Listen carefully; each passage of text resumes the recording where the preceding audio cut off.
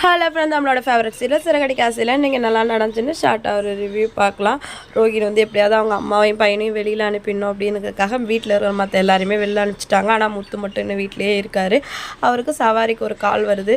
அம்மா நான் வெளில கிளம்புறேன், இப்போ உடனே வந்துடும், மீனா இப்போ வந்துடும், கொஞ்சம் பார்த்துக்கோங்க அப்படின்னு சொல்லிட்டு முத்து சொல்கிறாரு. சொல்லிட்டு கிளம்பும்போது சவாரி கேன்சல் ஆகிடுது. திருப்பி வீட்டுக்கு வராரு. அதை பார்த்துட்டு வந்து ரோகிணி அப்செட் ஆகிடுறாங்க.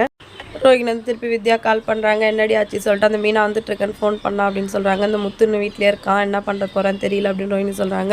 நான் எப்படியாவது அவனை வெளில வர வைக்கிறேன் அப்படின்னு சொல்லிட்டு வித்யா என்னடி பண்ண போகிறேன் அப்படின்னு சொல்லிட்டு ரோகிணி வித்யாவை கேட்குறாங்க. என் ஃப்ரெண்டை வச்சு அவன் காரை புக் பண்ணுறேன் அப்படின்னு சொல்லிட்டு பண்ணுறாங்க. திரும்பி முத்துக்கு வந்து கால் வருது. கூடாஞ்சேரி வரைக்குமா பெரிய சவாரி தான், ஆனால் இப்போ என்னால் வர முடியாது அப்படின்னு சொல்கிறாரு.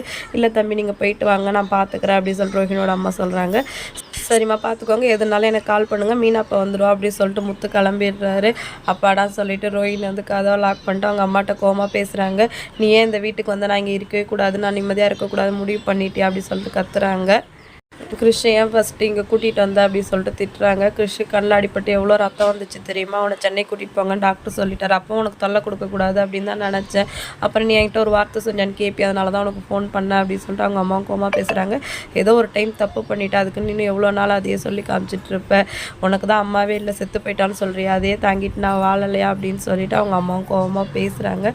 நீ இன்னும் கொஞ்சம் ஜாக்கிரதையாக பார்த்துட்டு இருந்திருக்கலாம்ல, எனக்கு இந்த நிலமை வந்திருக்கு அதெல்லாம் ரோஹிணி சொல்கிறாங்க.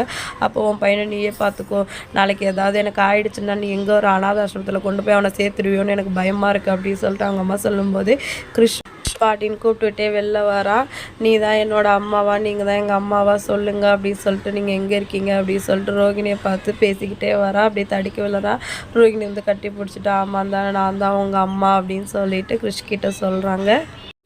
ரோஹிணி வந்து செகண்ட் மேரேஜ் பண்ணது தப்பு இல்லை. அவங்க பையனை பற்றி உண்மையை சொல்லி யாரையாவது கல்யாணம் பண்ணியிருந்தாங்கன்னா அவங்களுக்கு இன்றைக்கி இந்த நிலமை வந்திருக்காதுன்னு யாரெல்லாம் நினைக்கிறீங்க? அடுத்த சீனில் வித்யாவும் மீனாவும் வந்து பூ கட்டிக்கிட்டு இருக்காங்க. உங்களுக்கு எந்த அளவு கட்ட தெரியும் அப்படின்னு சொல்லிட்டு மீனா கேட்குறாங்க. ஓரளவு கட்டுவேன்னு சொல்லலாம், அப்போ 1/2 மணி நேரத்தில் முடிச்சிடுவீங்க அப்படின்னு சொல்கிறாங்க. ஐயோ உடனே கிளம்பிட்டா என்ன பண்ணுறது, எனக்கு சுத்தமாக தெரியாது, சும்மா அப்படி சொன்னேன் அப்படின்னு சொல்கிறாங்க. நீங்களும் ரோஹிணி எவ்வளோ நாளாக ஃப்ரெண்ட்ஸ் அப்படின்னு கேட்குறாங்க. நாங்கள் சின்ன வயசுலேருந்தே ஃப்ரெண்ட்ஸ் அப்படின்னு சொல்லிட்டு வித்யா வளரிடுறாங்க. அப்போ நீங்களும் மலேசியாவில் இருந்தீங்களா சொல்லிட்டு கேட்கவும் வித்யா வந்து முழிக்கிறாங்க. இல்லை எங்கள் அப்பாவும் ஃப்ரெண்ட்ஸும் அவங்க வெக்கேஷனுக்கு வரும்போதெல்லாம் நாங்கள் மீட் பண்ணி ஃப்ரெண்ட்ஸ் ஆகிட்டோம் அப்படின்னு சொல்லிட்டு வித்யா சொல்லி சமாளிச்சிடுறாங்க. கரெக்டாக அந்த டைம் பார்த்து கதவை தட்டவும் யாருன்னு போய் பார்த்துட்டு வரேன்னு போனால் நம்ம கறிக்கடை மாமா பார்த்துட்டு வித்யா ரொம்பவே ஷாக் ஆகிடுறாங்க.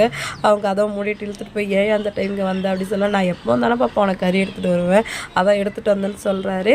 அந்த குரலை கேட்டுட்டு மீனாக்கு டவுட் வருது, இது வந்து ரோஹிணியோட மாமா குரல் மாதிரி இருக்கே அப்படின்னு திங்க் பண்ணிகிட்டு இருக்காங்க.